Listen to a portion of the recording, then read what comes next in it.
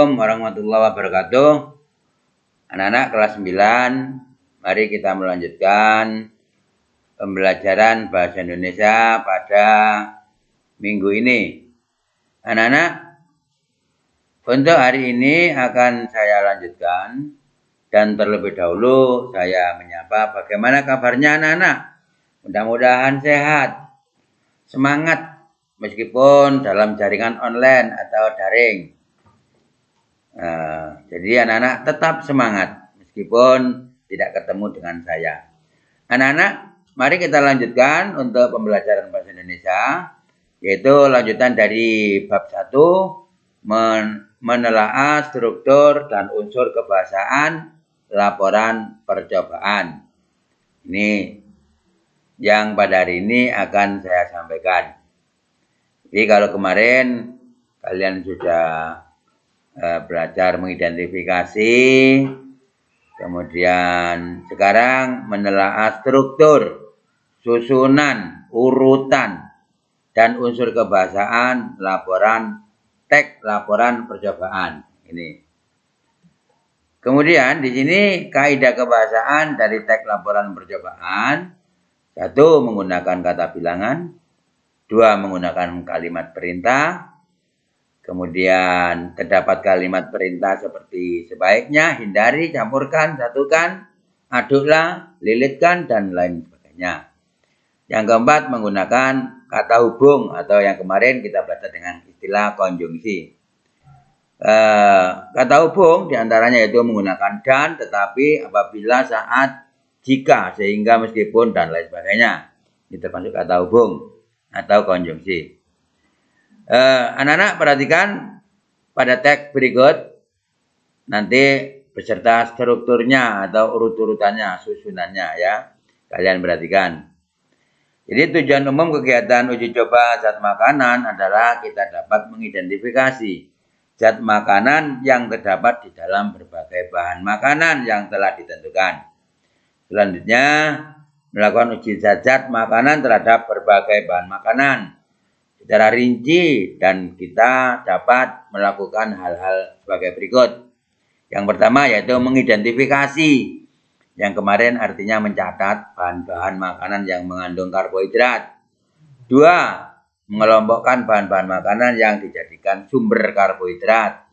Kemudian yang mengandung lemak, kemudian yang dapat dijadikan sumber lemak, kemudian yang mengandung protein, ya. Ini seolah-olah mengajar biologi ya. Anak-anak, lanjutnya kita siapkan alat dan bahan. Jadi karena ini teksnya itu teks percobaan atau laporan percobaan, jadi seolah-olah kita ini praktek sungguhan. Nah, perhatikan alat dan bahannya. Yang pertama yaitu ada tabung reaksi dengan raksanya, pipa tetes, cawan petri, mortal, spatula, pembakar bunsen, penjepit tabung reaksi, kertas buram, korek api, tisu. Ini diantara bahan dan alat. Ini alatnya. Sekarang ini bahannya di bawah ini. Bahannya bisa menggunakan roti, tempe, putih telur, pisang, kemiri, margarin, jari jeruk, dan sebagainya bisa digunakan. Kemudian anak-anak, ini ada beberapa langkah-langkah uji karbohidrat. Jadi anak-anak, yang pertama langkah-langkahnya yaitu geruslah 5 bahan makanan secara terpisah, baik roti, tempe, putih telur, pisang, dan kemiri. Kemudian tempatkan di cawan petri atau seperti mangkok itu ya. Nah, mungkin kalian bisa membayangkan dengan tempat sekecil itu. Dari hasil gerusan ambillah secukupnya, masukkanlah ke dalam plat tetes dan masing-masing diberi label. Jadi ditulisi ini roti, ini tempe, ini putih telur, ini pisang ya. Jangan sampai nanti keliru ya. Yang berikutnya dokumentasikan, jadi difoto, dokumentasi. Nah, kemudian masing-masing bahan makanan tetesilah dengan 5 tetes lugol atau kalium iodida. Ya. Berikutnya, amati perubahan warna yang terjadi. Jadi setelah kamu tetesi nanti, ini ada perubahan warna. Ya, berubah bagaimana warnanya? Apakah berubah bentuknya?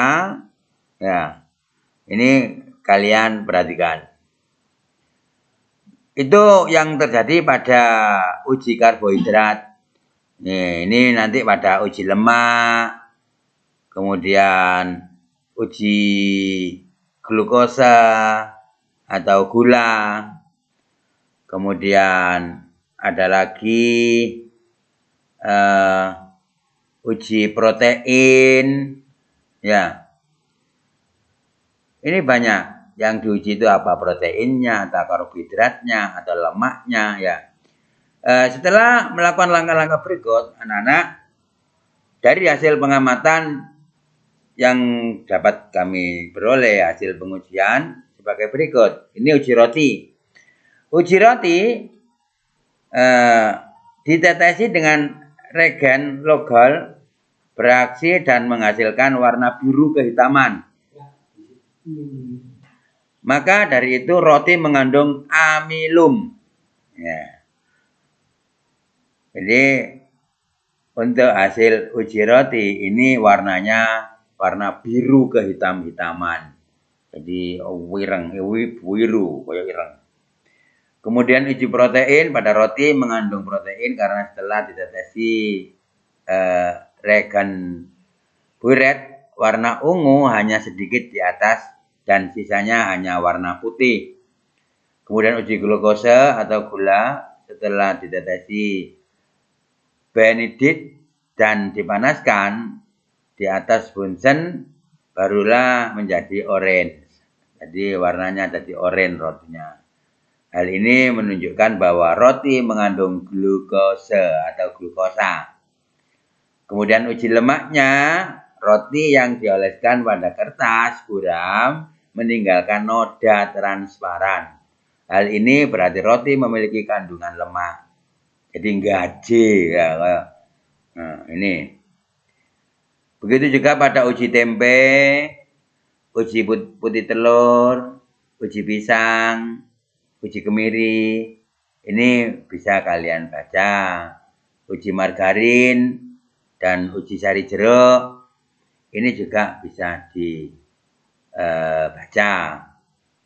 Kemudian anak-anak, setelah dilakukan pengamatan di atas, dapat diambil kesimpulan bahwa dalam satu bahan makanan tidak hanya mengandung nutrisi, tetapi banyak yang mempunyai lebih dari 2 nutrisi atau lebih. Seperti roti, terdapat amilum, terdapat glukosa, dan lemak. Dari hasil percobaan yang dilakukan dapat ditarik kesimpulan, jadi yang mengandung amilum adalah roti, yang mengandung glukosa adalah roti dan tempe, yang mengandung protein adalah putih telur dan kemiri, yang mengandung lemak adalah margarin dan roti. Jadi itu diambil dari yang kemarin tadi nggak sempat saya baca, yaitu dari hasil-hasilnya. Yang kita baca hanya roti, ya. Untuk yang lainnya seperti tempe, putih telur, dan sampai dengan sari jeruk kamu baca sendiri. Berikutnya anak-anak tugasnya mudah-mudahan bisa kalian kerjakan. Bagaimana ciri bagian tujuan alat dan bahan pada teks laporan percobaan? Jadi pertanyaannya yaitu kamu sebutkan tujuannya itu apa, alatnya apa saja, bahannya apa pada teks laporan percobaan. Tadi sudah saya sebutkan, tujuannya sudah, alatnya sudah, bahannya sudah, tinggal kalian melihat ke belakang atau melihat kembali. Ya, sekian dulu untuk pertemuan kali ini. Semangat, tetap semangat belajar. Assalamualaikum warahmatullahi wabarakatuh.